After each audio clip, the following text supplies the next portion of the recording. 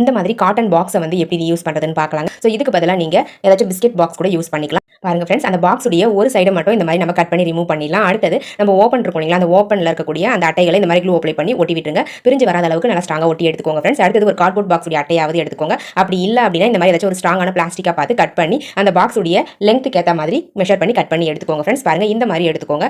அடுத்தது நம்ம கட் பண்ணி வச்சிருக்க அந்த காட்டன் பாக்ஸ் அந்த பிளாஸ்டிக்கோட சேர்த்து க்ளூ அப்ளை பண்ணி நான் ஒட்டுற மாதிரி ஒட்டி எடுத்துக்கோங்க. பாருங்க ஓப்பன் வந்து சைடில் வர மாதிரி ஒட்டி எடுத்துக்கோங்க ஃப்ரெண்ட்ஸ். இப்போ நம்ம என்ன பண்ண போகிறோம் அப்படின்னு பார்த்தீங்கன்னா, ஒரு கிளாத் வந்து ஸ்ட்ராங்காக இருக்க மாதிரி பார்த்து நீல வாக்கில் கட் பண்ணி எடுத்துக்கோங்க. இந்த கிளாத்துடைய சென்டரில் வந்து பார்த்தீங்கன்னா நம்ம ரெடி பண்ணி வச்சிருக்க அந்த பிளாஸ்டிக்கை வந்து ஒட்டி விட்டுறலாங்க. ஃபர்ஸ்ட் மெஷர் பண்ணிட்டு அதுக்கப்புறம் க்ளூ அப்ளை பண்ணி ஒட்டிக்கோங்க. அப்போ உங்களுக்கு கரெக்டாக இருக்கும். பாருங்க இந்த மாதிரி ஒட்டி விட்டுட்டு இதனுடைய டாப்ல வந்து பார்த்தீங்கன்னா நம்ம ரெண்டு கிளாத்தையும் சேர்த்து வச்சு க்ளூ அப்ளை பண்ணி ஒட்டி எடுத்துக்கலாம். நீங்கள் ஊசி நூல் யூஸ் பண்ணி கூட தச்சு எடுத்துக்கலாங்க. நேம் வந்து தெரியுது இல்லைங்களா, ஸோ அதை வந்து கவர் பண்ணுறதுக்காக நான் வந்து இந்த மாதிரி கலர் டேப் யூஸ் பண்ணி கவர் பண்ணி முடிச்சிட்டேங்க. பாருங்க அவ்வளோதாங்க ஃப்ரெண்ட்ஸ், நம்மளுடைய சூப்பரான பெயிண்ட் பாட்டில்ஸ்லாம் ஸ்டோர் பண்ணி வைக்கக்கூடிய குட்டி ஆர்கனைசர் ரெடி பண்ணியாச்சு. இந்த மாதிரி நீங்கள் குட்டி குட்டி பெயிண்ட் பாட்டில்ஸ்லாம் வச்சு யூஸ் பண்ணிக்கலாம். தைல பாட்டில்லாம் வச்சு யூஸ் பண்ணிக்கலாம்.